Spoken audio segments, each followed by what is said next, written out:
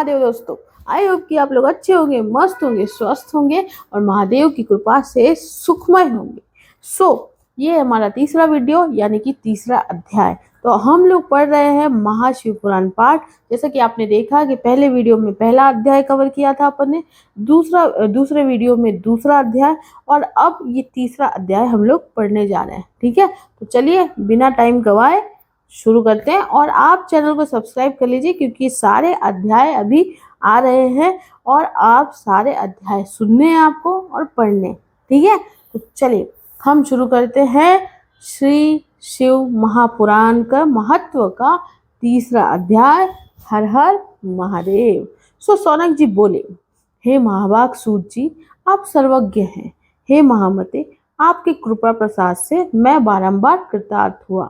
इस इतिहास को सुनकर मेरा मन अत्यंत आनंद में निम हो रहा है। अतः अब भगवान शिव में प्रेम बढ़ाने वाली शिव संबंधी दूसरी कथाओं को भी कहिए। अमृत पीने वालों को लोक में कहीं मुक्ति नहीं प्राप्त होती है, किंतु भगवान शंकर की कथा मृत्यु का पान तो प्रत्यक्ष ही मुक्ति देने वाला है। सदाशिव की जिस कथा के सुनने मात्र से मनुष्य शिवलोक को प्राप्त कर लेता है, वो कथा धन्य है।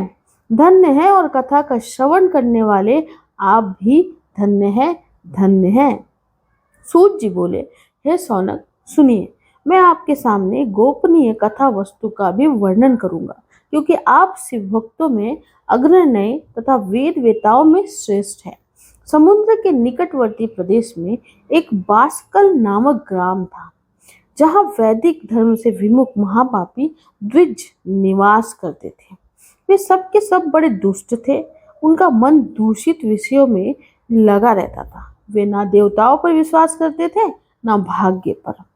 वे सभी कुटिल वृत्ति वाले थे, किसानी करते और भांति भांति घातक अस्त्र शस्त्र रखते थे। वे पर स्त्री गमन करने वाले और खल थे। ज्ञान, वैराग्य तथा समृद्धों के वे बिल्कुल नहीं जानते थे। वे सभी पशु बुद्धि वाले थे और सदा दूषित बातों को सुनने में संलग्न रहते थे। जहाँ के द्विज ऐसे हो, वहाँ के अन्य वर्णों के विषय में क्या कहा जाए। अन्य वर्णों के लोगों भी उन्हीं की भांति कुत्सित विचार रखने वाले, सर्वधर्म विमुख एवं खल है। वे सदा कुकर्म में लगे रहते और नित्य विषयों में भी डूबे रहते। वहाँ की सब स्त्रियां भी कुटिल स्वभाव की, स्वेच्छाचारिणी, पापसक्त, कुत्सित विचार वाली और वैभाचारिणी है। वैभाचारिणी मतलब कि जो कैरेक्टर जो होते हैं वो कैरेक्टर से थोड़े से अलग वो लोग बिहेव करते हैं और बुरा बिहेव करते हैं और बुराई का ही साथ देते हैं, उसे वैभाचारिणी कहते हैं। वे सद्व्यवहार तथा सदाचार से सर्वथा शून्य हैं। कुजनों के निवास स्थान उस बास्कल नामक ग्राम में किसी समय एक बिंदुग नामधारी ब्राह्मण रहता था। वो बड़ा ही अधर्म था। वो दुरात्मा और महापापी था। यद्यपि उसकी जो स्त्री थी वो बड़ी सुंदर थी, तो भी वो कुमार्ग पर ही चलता था। काम वासना से कलुषित चित्त वो वैश्यागामी था। उसकी पत्नी का नाम चंचुला था। वो सदा उत्तम धर्म के पालन में लगी रहती थी, तो भी उसे छोड़कर वो दुष्ट ब्राह्मण कामशक्त होकर वैश्यागामी हो गया था। इस तरह कुकर्म में लगे हुए उस बिंदु के बहुत वर्ष व्यतीत हो गए।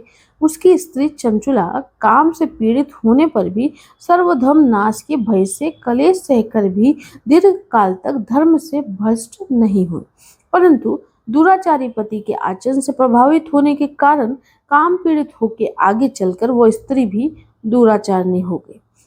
भ्रष्ट चरित्र वाली वो कुमार्गामिनी अपने पति की दृष्टि बचाकर रात्रि में चोरी छिपे अन्य पापी जार पुरुषों के साथ रमन करने लगी। मतलब वो तो पापी था ही, उसकी जो पत्नी थी उसे देखकर वो भी पापिनी हो गई। हे मनु, एक बार उस ब्राह्मण ने अपनी उस दुराचारणी पत्नी चंचला को कामशक्त हो पर पुरुष के साथ रात्रि में संसर्गरत देख लिया। उस दुष्ट तथा दुराचार में आसक्त मन वाली पत्नी को रात में परपुरुष के साथ व्यभिचाररत देखकर वो क्रोधपूर्वक वेग से दौड़ा। उस दुष्ट बिंदु को घर में आया जानकर वो कपटी व्यभिचारी तेजी से भाग गया। तब वो दुष्ट आत्मा बिंदु अपनी पत्नी को पकड़कर उसे डांटता हुआ मुक्कों से बार बार पीटने लगा। वो व्यभिचारिणी दुष्टा नारी चंचुला पीटी जाने पर कुपित होकर निर्भयता पूर्वक अपने दुष्ट पति बिंदु से कहने लगी। चंचुला जो है वो बोली, मुझ पति परायणा युवती पत्नी को छोड़कर आप कुबुद्धिवश प्रतिदिन वेश्या के साथ इच्छा अनुसार रमण करते हैं। आप ही बताइए कि रूपवती तथा काम सक्त चित्त वाली मुझ युवती की पति संसर्ग के बिना क्या गति होती होगी। मैं अत्यंत सुंदर हूँ तथा नए यौवन से उन्मुक्त हूँ। आपके संसर्ग के बिना व्यक्ति चित्त वाली मैं कामजन्य दुखों को कैसे सह सकती हूँ। तो सूत जी बोले, उस स्त्री के इस प्रकार कहने पर वो मूढ़ बुद्धि मूर्ख ब्राह्मण धर्म सर्वधर्म विमुख दुष्ट पापी बिंदुर्ग कहने लगा।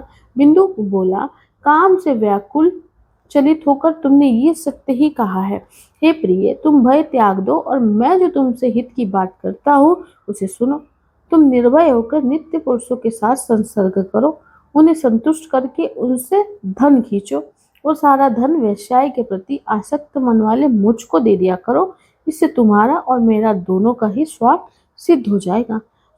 उसकी जो पत्नी थी वो तो पापनी बन गई थी, लेकिन जब इसने उसे पकड़ लिया, उसके पति ने या जो बिंदुक था उसने उसे पकड़ लिया रंगे हाथों, और जब उसने उससे ये बात बोली तो उसको उसे समझाने के बजाय उसने ये कहा कि ठीक है कि तुम बोलते ना दूसरों के साथ अफेयर कर रही हो लेकिन करो, पर इससे हम लोग उनको लूटेंगे, मतलब तुम उन्हें जाल में फंसाना और फिर हम लोग धन की प्राप्ति करेंगे और हम लोग उन्हें लूटेंगे। तो ये उसका बिजनेस पार्टनर बन गया पाप में।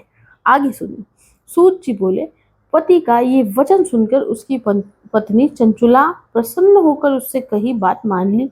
उन दोनों दुराचारी पति पत्नी से इस प्रकार समझौता कर लिया तथा वह दोनों निर्भय चित्त से कुकर्म में लीन हो गए। मतलब अब एक था, अब दोनों भी पाप में लग गए। इस तरह दुराचार में डूबे हुए उन मूढ़ चित्त वाले पति पत्नी का बहुत सा समय व्यर्थ बीत गया। तदनंतर शूद्र जातीय वेश्या का पति बना हुआ वो दूषित बुद्धि वाला दुष्ट ब्राह्मण बिंदु समयानुसार मृत्यु को प्राप्त हो गया। मतलब जो बिंदु था उसकी मृत्यु हो गई, वो नरक में जा पड़ा क्योंकि उसने इतने पाप किए थे, इसलिए वो नरक में चला गया। और बहुत दिनों तक नरक के भोग कर वो मूढ़ बुद्धि पापी वृंदावन पर भयंकर पिशाच हो गया। इधर उस दुराचारी पति बिंदु के मर जाने पर मूढ़ हृदया चंचला बहुत समय तक पुत्रों के साथ अपने घर में ही रही। इस प्रकार प्रेम पूर्वक काम सख्त होकर जारों के साथ विहार करती हुई उस चंचुला नामक स्त्री का कुछ कुछ यौवन समय के साथ ढलने लगा, मतलब वो समय के साथ पूरी होने लगी। एक दिन देव योग्य से किसी पुण्य पर्व के आने पर वो स्त्री भाई बंधुओं के साथ गोकर्ण क्षेत्र में गई। तीर्थ यात्रियों के संग से उसने भी उस समय जाकर किसी तीर्थ के जल में स्नान किया।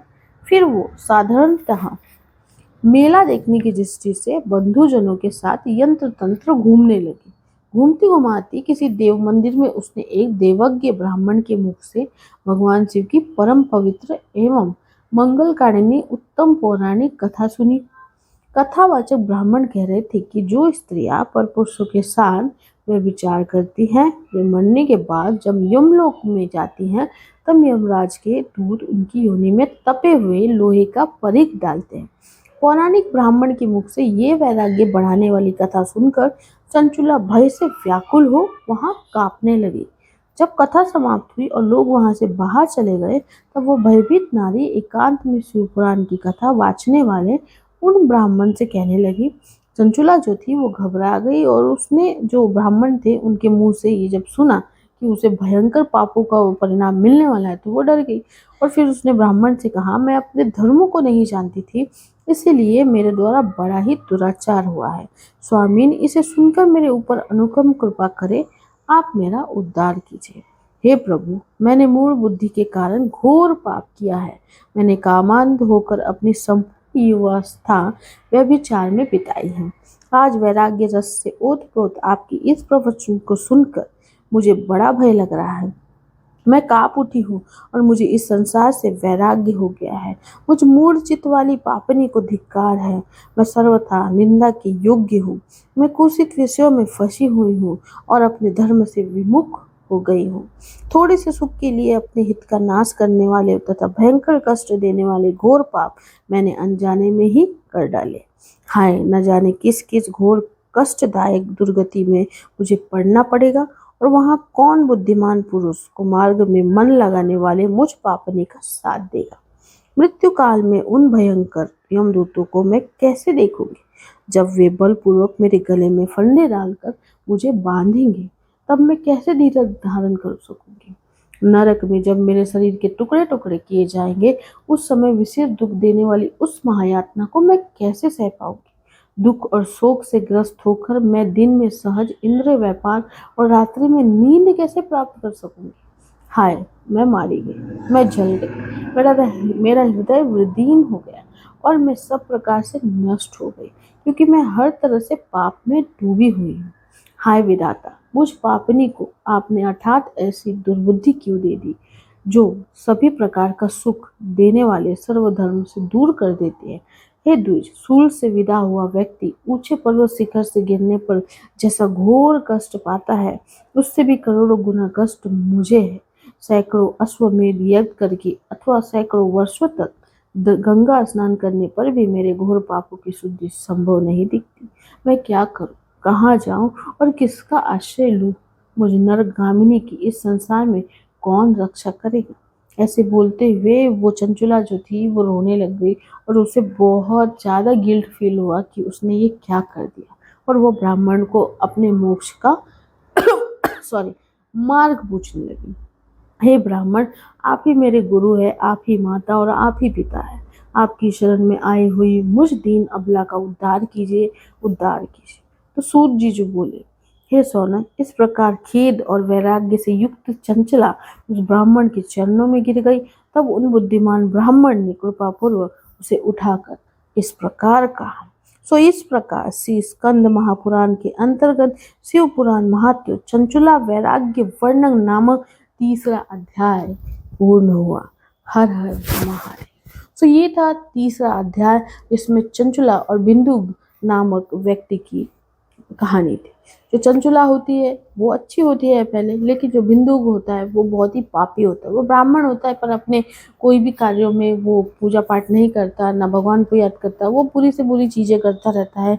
और उसको देखकर फिर उसकी पत्नी जो चंचुला थी वो भी वैसे ही बन जाती हैं और फिर वो भी पाप करने लगती है और फिर तो दोनों मिलकर पाप करने लगते हैं। लेकिन समय के साथ साथ उसका पति जो होता है वो मृत्यु को प्राप्त होता है, मर जाता है। लेकिन चंचुला वैसे ही जीवित रहती है और पाप करती रहती है। लेकिन अचानक एक दिन, बोलते हैं ना, जब पापों का अंत होने वाला होता है तो भगवान खुद ही आपको रास्ता दिखाते हैं। सो एक दिन, वैसे तो वो भगवान जी हमेशा ही आपको रास्ता दिखाते हैं, लेकिन आप इग्नोर करते हो। वैसे ही चंचुला ने भी इग्नोर किया और भगवान ने उन्हें बहुत सुधारने की कोशिश की, पर वो नहीं सुधरे। एक दिन ऐसे ही घुमाती घुमाती वो मंदिर में पहुंच जाती है, जहाँ पर वो ब्राह्मण के मुख से जब सुनती है कि मरने के बाद उसे इतना त्रास, इतना उसको पाप का जो दंड है वो देने वाले, तो डर जाती है और फिर वो रो रो कर ब्राह्मण से कहती है कि मुझे इसका उपाय बताइए, मुझे मोक्ष चाहिए, मुझसे गलती हो गई। तो ये तीसरे अध्याय में था। सो ये जो चंचुला की कहानी है ये हमें सीख देती है कि हम जब अपने कर्मों को बिना सोचे समझे करते जाते हैं और भगवान जी जब हमें रोकने टोकने की भी कोशिश करते हैं, हम उनका नहीं सुनते हैं और हम अपने बुरे कर्मों को आगे बढ़ाते रहते हैं। सो ये कहानी अभी ख़त्म नहीं हुई है, ये चौथे अध्याय में भी कैरी ऑन है। चौथा अध्याय हम कल के एपिसोड में जानेंगे। हम एक एक अध्याय आपको इसलिए बता रहे क्योंकि फिर आपको समझ में भी आए। ये शिव पुराण पढ़ना उतना ही जरूरी है जितना समझना भी जरूरी है। तो इसीलिए एक एक अध्याय जब आप सुनेंगे तो आपका टाइम भी बचेगा और फिर आपको समझ में भी आए। इसलिए हम आपको समझा भी रहे हैं साथ साथ, जो हमारे समझ में आता है वो ही हम आपको समझा रहे हैं। तो इससे आप समझ भी पाएंगे और इसीलिए हम जल्दी जल्दी में एक ही साथ सब नहीं बनाने का बिलीव रखते हैं। हम एक एक अध्याय आपको सुना रहे। तो ये तीसरा अध्याय था। अब हम चौथे अध्याय में देखेंगे कि चंचुला का क्या हुआ और चंचुला को माफ़ी मिली क्या, उसे क्या उपाय बताया ब्राह्मण जी ने और कैसे क्या हुआ। ठीक है। तो आई होप कि आपको ये वीडियो जरूर पसंद आए, तो प्लीज़ लाइक शेयर कमेंट करिए। और हाँ, आपको अगर ये शिव पुराण का कोई भी बात या ऐसी कोई बात जो आपको नहीं समझ में आ रही, अध्यात्म की ओर आपको बढ़ना है, स्पिरिचुअल होना है, मोक्ष की ओर आपको बढ़ना है, बहुत सारी चीज़ें जो आपको परेशान करें, तो बेझिझक होकर कमेंट करिए, हमें बताइए, हम आपसे बात करेंगे, हम दोनों एक दूसरे से बात करेंगे, हम अपना एक्सपीरियंस शेयर करेंगे और आप कैसे मोक्ष की ओर बढ़ सकते हैं और क्या क्या आप कर सकते हैं, ये सब कुछ हम आपको बताएंगे, जो हमें ज्ञान है, जो हमें एक्सपीरियंस है। ठीक है। सो चलिए, आज के लिए इतना ही। ये तीसरा अध्याय था। फिर कल मिलेंगे एक नए एपिसोड में चौथे अध्याय के साथ। अपना बहुत बहुत ख्याल रखिए और महादेव का नाम ऐसे ही जपते रहिए। खुश रहिए। हर हर महादेव।